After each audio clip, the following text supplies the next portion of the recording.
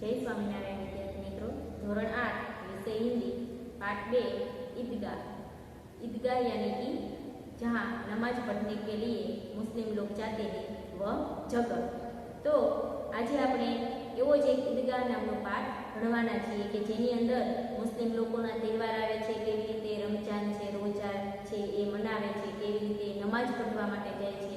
તો અહીંયા પણ એવી જ એક સુંદર મજાની કહાની છે અને એ કહાનીના લેખક છે પ્રેમચંદ, જેમના લેખક છે प्रेमचंद।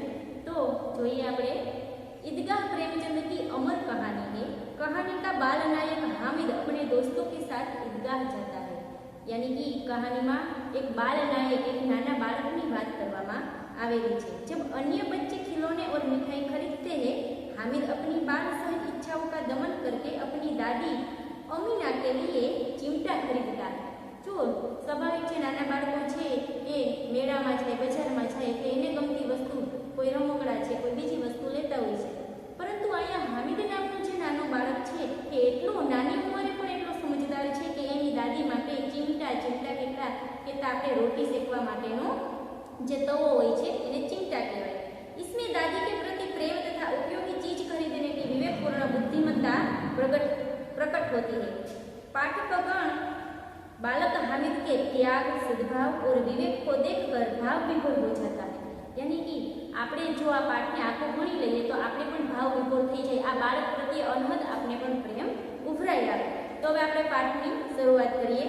रमजान के पूरे 30 रोजों के बाद आज ईद आई है।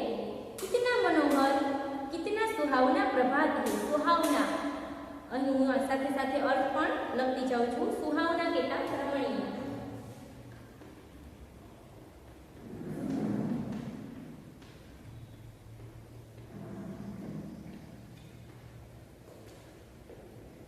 आज का सूर्य देखो कितना प्यारा, कितना शीतल है। मानो संसार को ईद की बधाई दे रहा है। यानी कि જ્યારે ઈદ આવે છે ત્યારે આજે મુસ્લિમ લોકો છે એમાં જાણે એક સુખનો સૂરજ ઉગ્યો હોય, બધે જ આનંદ છવાયેલો હોય એવું બધાય લાગે છે અને બધા એકબીજાને શુભકામના પાઠવે છે। गांव में कितनी हलचल है, ईदगाह जाने की तैयारियां हो रही है। किसी के कुर्ते में बटन नहीं है, पड़ोस के घर में सुई धागा लेने दौड़ा जा रहा है। किसी के जूते कड़े हो गए हैं, उनमें तेल डालने के लिए तेली के पास भागा जाता है। यानी कि ईदगाह नमाज पढ़वा माटे બધા લોકો ખૂબ તૈયાર થઈ ગયા છે અને બધા જવાની તૈયારી કરે છે। ત્યારે એ કોઈના શર્ટમાં બટન નથી તો એના માટે સુઈ અને દોરો છે એ પાડોશમાં શોધવા માટે જાય છે। કોઈના જે જૂતા છે એ એકદમ જૂના પુરાણા થઈ ગયા છે તો એને ફરીથી પાછા પાલિશ કરવા માટે એ પણ જાય છે। जल्दी जल्दी पेड़ों को सानी पानी दे दे। सानी पानी यानी कि जो पानी के अंदर जो खाद्य डाला जाता है उसे सानी पानी कहते हैं। ईदगाह से लौटते लौटते दोपहर हो जाएगी। जो આવું વિચારે છે, શું કહે છે કે જ્યારે આપણે નમાજ પઢીને પાછા આવશું તો બપોર પણ થઈ જશે, એટલા માટે આજે એ પશુઓ છે એને આપણે અત્યારથી જ ખાવાનું આપી દઈએ। 3 कोस का पैदल रास्ता। 3 कोस कहता किलोमीटर।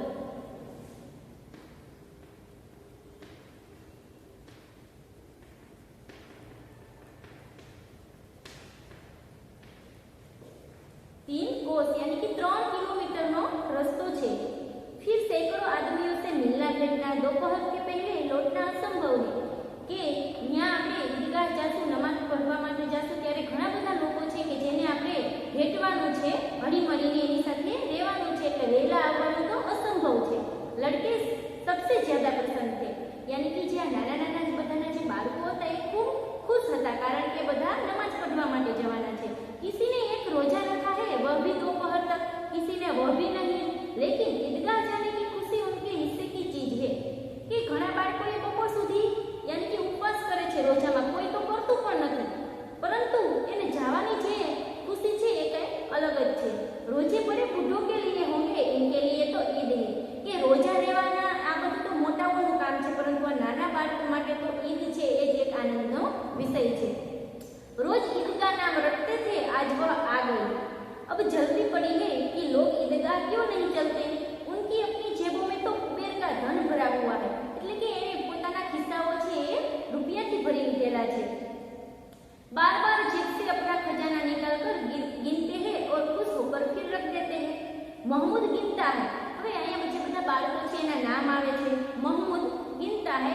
2, 10, 12, उसके पास 12 पैसे हैं। मोहसिन के पास 1, 2, 8, 9, 15, 25 पैसे हैं। इन्हीं अनगिनित पैसों से अनगिनित चीजें लाएंगे कि આપણી પાસે ઘણા બધા પૈસા છે અને આમાંથી આપણે ત્યાં જઈ અને ઘણી બધી વસ્તુ પણ લેશું। खिलौने, मिठाइयाँ, गेंद कहता दड़ो और न जाने क्या क्या। और सबसे ज्यादा पसंद है हामिद।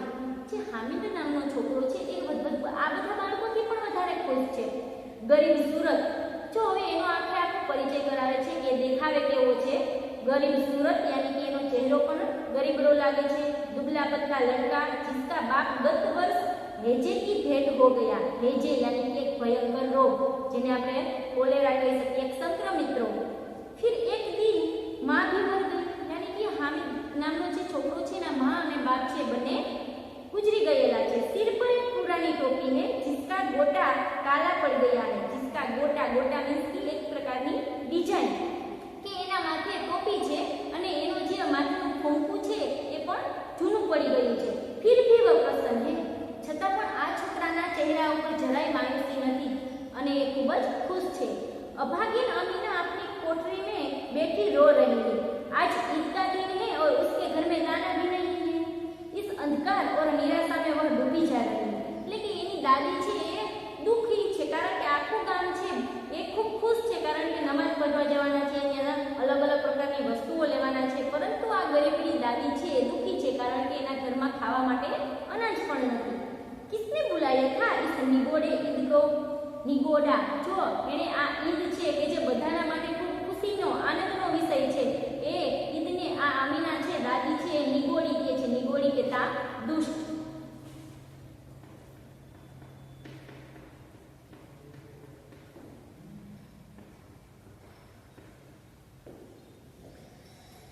आगे देखते हैं। अमीना का दिल कचोट रहा है लेकिन अमीना अंदर में अंदर खूब दुखी थाई छे। गांव में बच्चे अपने अपने बाप के साथ जा रहे हैं।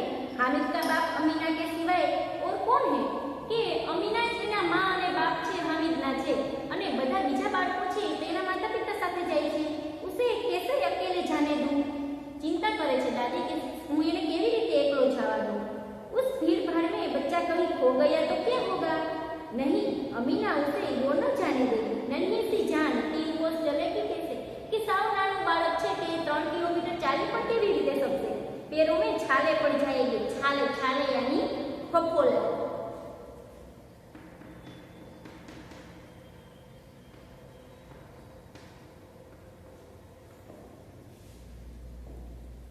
जूते भी तो नहीं है કે હામિદના જે પગ છે એમાં ચપ્પલ પણ નથી અને એ 3 કિલોમીટર ચાલી અને એના જે પગ છે એમાં છાલા यानी कि फफोला पड़ी जैसे। कुल 2 आने पैसे बच रहे हैं। 3 पैसे हामिद की जेब में, 5 अमीना के बटुए में।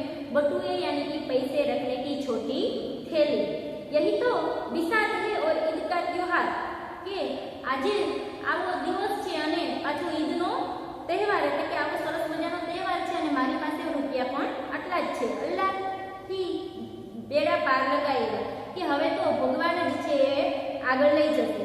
हामिद भीतर जाकर दादी से कहता है, भीतर यानी पास, तुम डरना नहीं अम्मा, मैं सबसे पहले आऊंगा। मैं तुम्हारी चिंता न करीश, હું બધાથી પહેલો આવી જઈશ। गांव से मेला चला लेकिन ગામમાંથી બધા લોકો છે મેળાની જેમ ઉભરાઈ અને જાય છે और बच्चों के साथ हामिद भी जा रहा था। कभी दौड़कर आगे निकल जाता, फिर किसी पेड़ के नीचे खड़े होकर साथ वालों का इंतजार करता। लेकिन ये दौड़ीने આગળ પણ થઈ જાય છે અને ફરી પાછું પોતાના મિત્રોની રાહ પણ જોવે છે। हामिद के पैरों में तो जैसे पर लग गई और यानी कि पाको આવી ગઈ। वह कभी थक सकता था? बराबर कि ये क्यारे थाकी सके एम હતો? बड़ी बड़ी इमारतें आने लगी।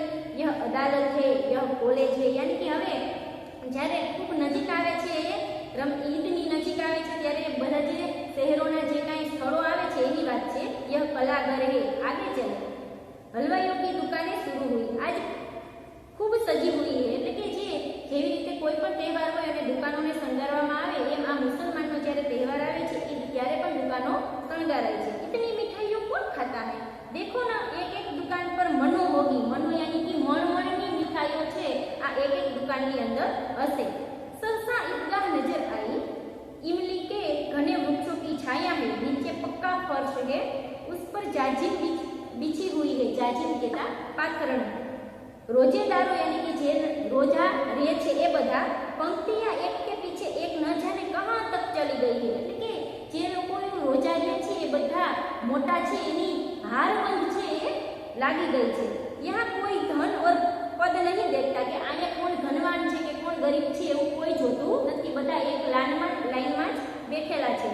इन ग्रामीणों ने भी वजू किया और पिछली पंक्ति में खड़े हो गए। वजू किया यानी कि ये केवी रीते पगे लागे छे एनी वात करे छे। कितना सुंदर संचालन है कि आयु जे संचालन छे केवुं सरस छे।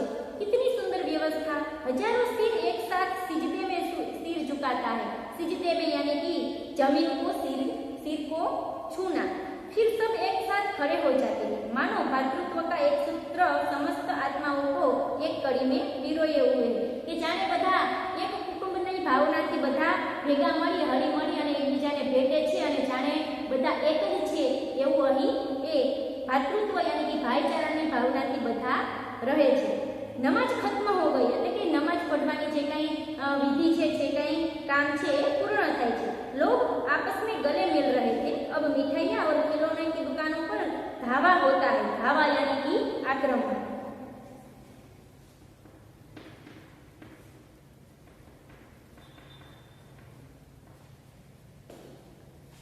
ग्रामीणों का यह दल इस विषय में बालकों से कम उत्साही नहीं थे। એટલે કે બાળકો તો ઉત્સાહિત હતા જ, એ તો આનંદમાં હતા જ, કારણ કે મીઠાઈ છે, રમકડા છે, આ બધું જોઈ એને બાળકો છે પાગલ થાય છે। પરંતુ એની સાથે સાથે વડીલો છે એ પણ એટલા જ ઉત્સાહમાં છે। यह देखो हिंडोला है, एक पैसा देकर चढ़ जाओ। कभी आसमान पर जाते हुए मालूम होता है तो कभी जमीन पर गिरते हुए। કે આ એક હિંડોળો છે, ક્યારેક આપણે ઊંચે જઈએ છીએ અને નીચે આવીએ છીએ। यह चरखी है, लकड़ी के हाथी घोड़े और ऊंट छड़ों से लटके हुए। छड़ो यानी कि सળિયામાં છે, હાથી ઘોડા અને ऊंट છે એ લટકારેલા છે, यानी कि एक प्रकारનો चकडोर। एक पैसा देकर बैठ जाओ और 25 चक्करों का मजा लो। महमूद, मोहसिन, नूरे और सम्मी इन घोड़ों पर बैठते हैं। हामिद दूर खड़ा है, यानी कि બધા બાળકો છે આ ચકડોળમાં અલગ અલગ જે બધા પ્રાણીઓ રાખેલા છે એમાં બેસે છે, પરંતુ હામિદ છે એ દૂર ઊભો જુએ છે।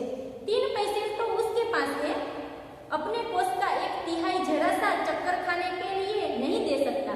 કે માત્ર એની પાસે 3 પૈસા છે, હવે થોડા આમના ચક્કર માટે એ આવી રીતે પૈસા બરબાદ ન કરી શકે। જો હામિદ પોતે આવું વિચારે છે કે હું થોડા સમય માટેની મજા માટે હું મારા પૈસા છે બગાડી सकूं नहीं। सब चरखियों से उतरते हैं, खिलौने लेंगे। इधर दुकानों की कतार लगी हुई है, तरह तरह के खिलौने हैं। सिपाही और गुजरिया, राजा और वकील, भिस्ती और धोबी। वाह, लगता है अब बोलना ही चाहते हैं कि એવી રીતે આ બધા રમકડા છે એ રાખેલા છે કે જાણે એ જીવતી જાગતી મૂર્તિ કેમ ન હોય, હમણાં જાણે બોલશે। महमूद सिपाही लेता है। जो હવે બધા બાળકોમાં કોણ કયું રમકડું લે છે એની વાત। खाकी वर्दी और लाल पगड़ी वाला कंधे पर बंदूक रखे हुए मालूम होता है। अभी कभी कवायद किए चला जा रहा है। कवायद यानी कसरत। मोहसिन को भिस्ती पसंद आया। भिस्ती यानी कि जो मशक में पानी लाने का काम करता है। कमर झुकी हुई, ऊपर मशक रखे हुए, मशक का मुंह एक हाथ से पकड़े हुए है। कितना प्रसन्न है, शायद कोई गीत गा रहा हो। बस मशक से पानी उड़ेलना ही चाहता है कि जाने हमણાં જે મશક यानी कि पानी છે એમાંથી એ જે ઘડો છે એમાંથી પાણી એ ઉડાડશે। नूरे को वकील से प्रेम हो गया। काला चोगा, नीचे सफेद अचकन के सामने की जेब में घड़ी। આગળનો જે આપણે પાઠ છે આપણે પછીના લેક્ચરમાં